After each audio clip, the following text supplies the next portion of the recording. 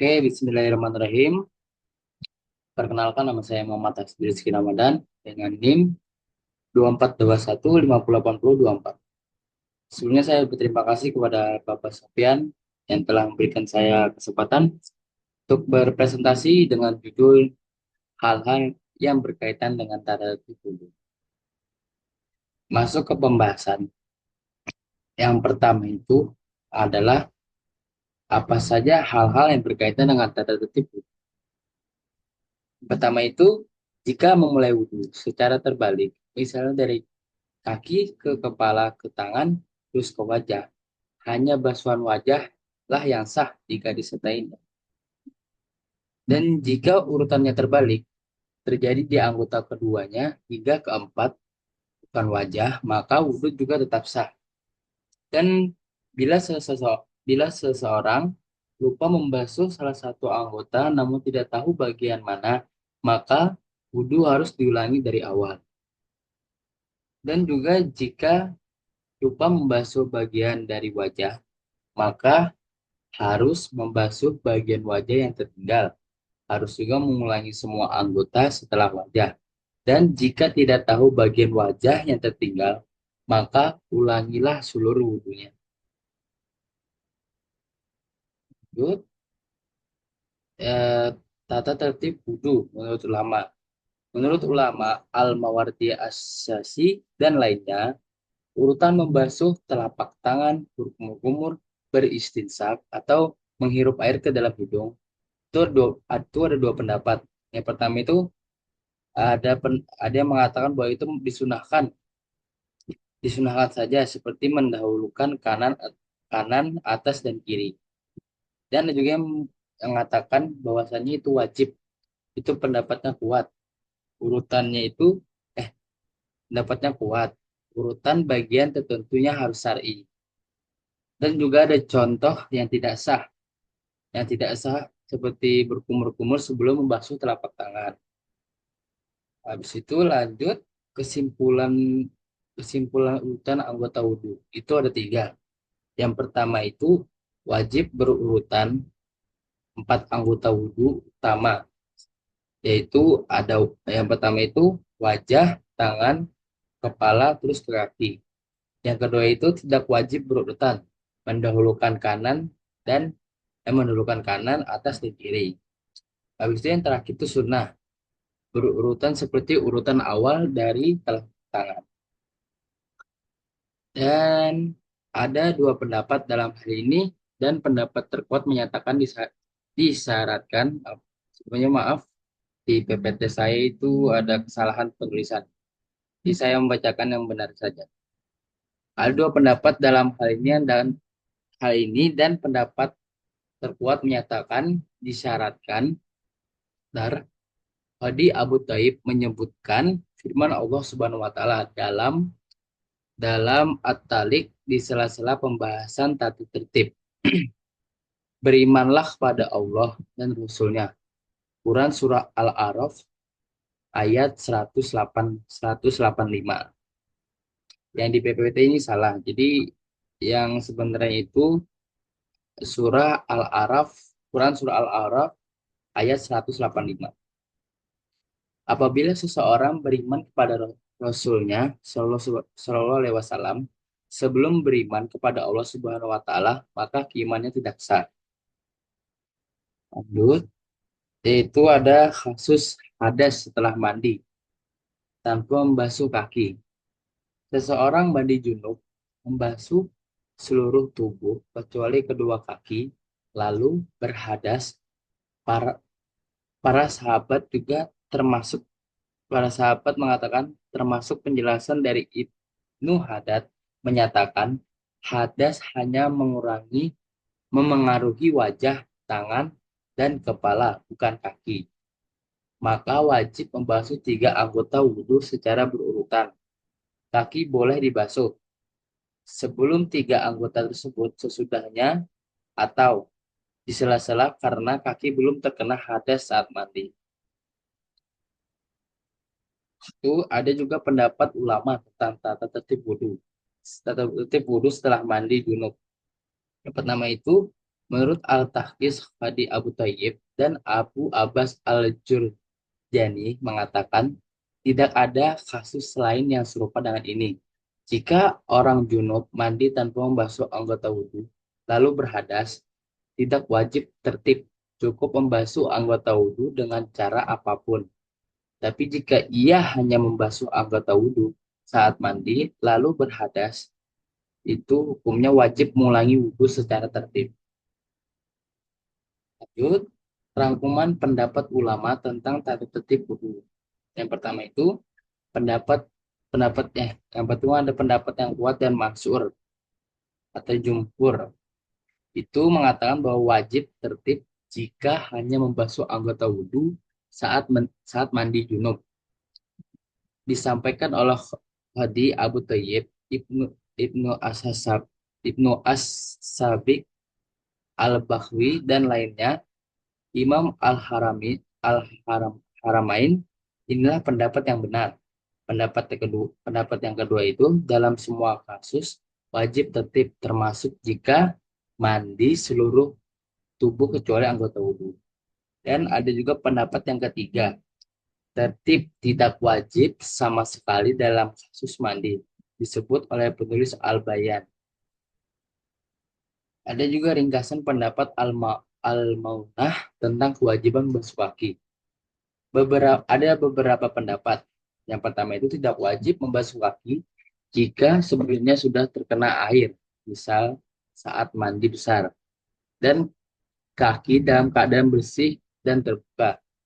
Cukup hanya membersihkan anggota wudhu yang terkena hadas saja, seperti wajah, tangan, dan kepala.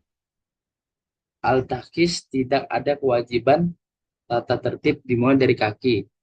Dan pendapat Al-Uddah meriwayatkan dari para sahabat, wudhu tanpa tata tertib tanpa tata tertib bukanlah wudhu, tapi mencuci kaki tidak diwajibkan. Sikap para sahabat, kami menolak pendapat ini sebagai tidak tepat. Wallahu a'lam. Asyari Razi berkata, dan mengiringi secara langsung antara bagian-bagian wudhu apabila disela dalam jangka waktu singkat. Tidak membahayakan karena itu tidak bisa dihindari. Tapi apabila disela dalam jangka waktu lama, seukuran air bisa mengering di bagian wudhu. Maka ada dua pendapat. Pendapat yang pertama itu mengatakan disebutkan dalam mazhab lama tidak sah karena wudhu adalah ibadah yang batal oleh hadas. Oleh karena itu, jeda yang ada membatalkan wudhu seperti halnya salat. Dan pendapat kedua itu dalam mazhab baru disebutkan sah karena wudhu adalah ibadah dan tidak batal oleh adanya jeda sebentar. Oleh karena itu, jeda dalam jangka lama juga tidak membatalkan sama sekali. Seperti pemisahan zakat, apabila kita katakan boleh, permasalahannya apakah yang bersangkutan dan juga untuk memulai niat. Ada dua pendapat dalam hal ini. Yang pertama itu ibadah yang tidak boleh, yang tidak yang tidak batal oleh jeda waktu singkat tidak mencakup sholat, karena sholat batal meskipun dengan jeda sebentar. Khadi Abu Thayyib menjelaskan bahwa menyelipkan jeda waktu berarti meninggalkan salat. Imam Al-Haramain menyatakan bahwa mengiring rukun-rukun sholat tanpa jeda adalah syarat sah salat. Terlihat jelas saat iktidal dan duduk di antara dua sujud, menyisipkan jeda, memperlama rukun-rukun yang pendek dan dapat membatalkan salat. Dan ada juga pendapat dari Syekh Abu Amrah bin Sahalah menyatakan bahwa salat batal jika antara rukun dipisahkan jeda waktu yang disengajakan. Contohnya seperti seseorang salam dalam keadaan lupa padahal masih kurang satu rakaat. Lalu baru ingat setelah jeda waktu yang lama ini membatalkan yang lama. Ini membatalkan salat karena adanya pemisahan rukun dengan waktu yang panjang. Namun, jika jeda waktunya singkat, salat tidak batal karena dianggap masih dalam batas toleransi. Seperti halnya gerakan kecil yang dimanfaatkan dalam salat. Ungkapan ungkapan tersebut tidak batal oleh jeda waktu singkat tidak berlaku untuk azan. Karena azan baca jika diselingi jeda lama. Untuk wudhu, jeda sebentar tidak membatalkan berdasarkan ijma ulama. Adapun juga jeda lama, terdapat dua pendapat. Pendapat yang kuat itu menyatakan bahwasanya wudhu tidak batal, baik ada uzur maupun tidak. Pemisahan karena uzur tidak membatalkan wudhu. Menurut kesepakatan para ulama, ini ditegaskan oleh Al-Fawrani, Imam Al-Harmain, Asy-Syarfasi, dan Al-Ghazali. Ar-Rafi menyebutkan bahwa ini adalah pendapat mayoritas sahabat kami. Mas Udi menukili bahwa dalam pendapat lamanya, Imam Asy-Syafi'i membolehkan pemisahan dengan jeda waktu karena uzur. Misalnya didahulukan hadas lalu berwudu karena tahara lebih utama. Contoh uzur contoh uzurnya itu eh, air habis lalu pergi mencarinya atau lari karena takut. Lupa juga termasuk lupa juga termasuk uzur. Jika seseorang lupa lalu memperlama rukun-rukun yang pendek saat salat, maka salatnya tidak batal. Al-Ghazali juga menjelaskan bahwa dalam kondisi seperti itu, orang tetap dalam ibadah, berbeda dengan yang tidak wudhu sama sekali. Ada 4 pendapat tentang pemisahan jeda waktu dalam wudhu. Pendapat pertama itu ada pendapat yang terkuat, atau jumhur. Eh, ada 3 poin, yaitu jeda yang lama jika anggota wudhu mengering. Yang kedua itu ukuran berdasarkan kondisi normal, bukan suhu. Yang terakhir itu basuhan terakhir dihitung jika dilakukan 3 kali. Dan ada juga pendapat yang kedua yang mengatakan jeda dianggap lama jika nyata panjang tanpa batasan keringnya anggota wudhu. Dan pendapat yang ketiga itu mengatakan ukuran jeda mengikuti kebiasaan umum manusia.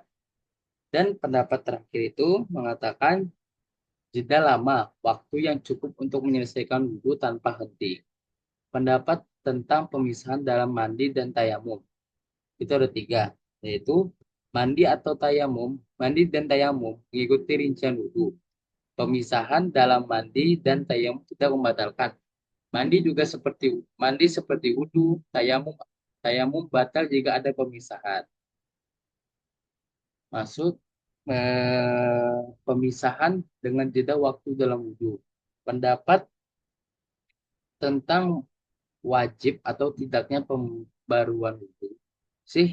Syekh Al-Mustazluri menyatakan bahwa pendapat yang membolehkan jeda lama tidak tepat dan yang benar adalah wudhu seperti biasa. Jika wudhu terhenti atau jeda lama, pendapat yang pertama itu mengatakan wajib memperbarui wudhu. Jika niatnya hilang, dikuatkan oleh Al-Fawrani, Al-Bakhwi, dan Syekh Abu Ahmad. Dan pendapat kedua itu wudhu tetap sah meski ada jeda lama. Mayoritas pendapat Abu Al-Badanij, Ibnu As-Sabakh, Al-Ghazali, Ar-Ruyani, Asy-Syafi'i, dan lainnya. Perbedaan pendapat tentang ke- kebasahan wudhu. Jika jeda singkat, wudhu bisa diteruskan tanpa niat ulang. Pemisahan dengan uzur tidak membatalkan, sedangkan tanpa uzur dianggap meremehkan. Mungkin ini saja presentasi dari saya. Kurang lebihnya saya mohon maaf. Assalamualaikum warahmatullahi wabarakatuh. Sekian, terima kasih.